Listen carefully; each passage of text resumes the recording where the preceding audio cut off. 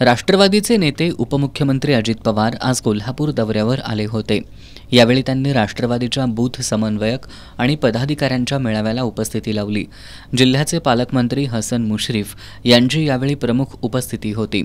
यावेळी बोलताना अजित पवार यांनी आपल्या खास शैलीत विरोधकांचा समाचार घेतला। याशिवाय कार्यकर्त्यांनाही त्यांनी कानपिचक्या दिल्या। एकोप्यानं काम करा आणि हा काम करेल तो काम करेल असं अजिबात चालणार नसल्याचा दमही कार्यकर्त्यांना दिला। महामार्गामुळे कोल्हापूर शहरात पुराचं पाणी तुंबतं। याबाबत आम्ही केंद्रीय मंत्री नितीन गडकरी यांना भेटलो असून याबाबत लवकरच तोडगा काढू। खुर्चीच्या लालसेनं सत्तेत गेलो नाही तर राज्याच्या विकासासाठी सत्तेत आम्ही गेलो असल्याचं अजित पवार यांनी स्पष्ट केलं। कोल्हापूर राष्ट्रवादी काँग्रेसबद्दल बोलताना त्यांनी खडे बोल सुनावले। कागल, चंदगड, गडहिंग्लजपुरतं मर्यादित राहून चालणार नाही। अनेक मतदारसंघांमध्ये राष्ट्रवादीचे आमदार राहिलेला हा जिल्हा आहे। ते दिवस आपल्याला परत आणायचे आहेत। पुढं महापालिका आणि नगरपंचायत निवडणुका असून त्यावेळी कस लागणार आहे। राज्य सरकार जनतेसाठी 24 तास काम करतंय। कार्यकर्त्यांनो, हलक्या कानाचे राहू नका। बूथ कमिटीचं काम महत्त्वाचं असतं। प्रत्येक मतदारापर्यंत 2-3 वेळा पोहोचा असं आवाहन त्यांनी यावेळी केलं। घड्याळ तेच, वेळ नवी आहे। आमचं व्हिजन स्पष्ट असून राज्याचं हित, सर्वसामान्यांचं कल्याण आणि राष्ट्रवादी पक्षाची वाढ हा त्रिवेणी संगम आपल्याला करायचा असल्याचं पवार यांनी सांगितलं। परंतु त्याच्याकरता ह्या गोष्टी आपण मतदारांच्यापर्यंत पोहोचवल्या पाहिजे। आपण एकमेकांमध्ये काही अंतर असेल तर त्याच्याबद्दल हलक्या कानाचा कोणी राहू नका। एकमेकांचा दुस्वास करू नका।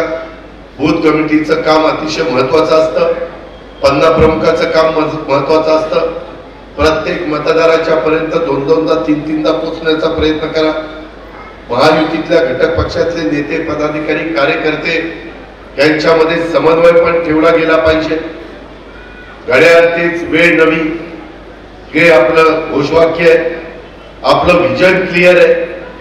ते आम्ही अनेकांनी तुमच्या समोर सांगितलेलं आहे। राज्याचं हित आणि सर्वसामान्यांचं कल्याण आणि आपल्या राष्ट्रवादी पक्षाची वाढ हा त्रिवेणी संगम आपल्याला करायचा आहे। पालकमंत्री हसन मुश्रीफ यांनी यावेळी कोल्हापूर जिल्ह्यातील विधानसभेच्या 4 जागांची मागणी केली। या 4ही विधानसभेच्या जागा निवडून आणल्याशिवाय आम्ही स्वस्थ बसणार नाही। येणाऱ्या काळात राष्ट्रवादी पक्ष सर्वात मोठा पक्ष म्हणून उदयास आल्याशिवाय राहणार नाही। आगामी स्थानिक स्वराज्य संस्थांच्या निवडणुकीतही राष्ट्रवादीचा झेंडा असेल असा विश्वासही मुश्रीफ यांनी व्यक्त केला।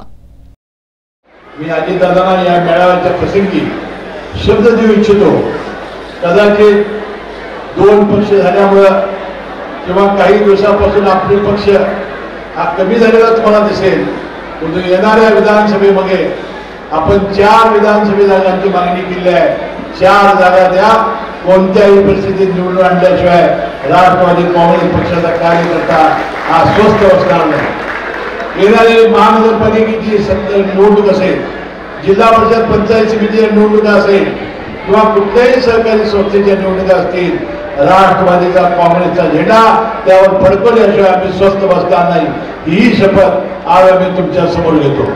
यावेळी विविध बूथ कमिट्यांवर नियुक्त करण्यात आलेल्या कार्यकर्त्यांना उपमुख्यमंत्री पवार यांच्या हस्ते नियुक्तीपत्रांचं वाटप करण्यात आलं।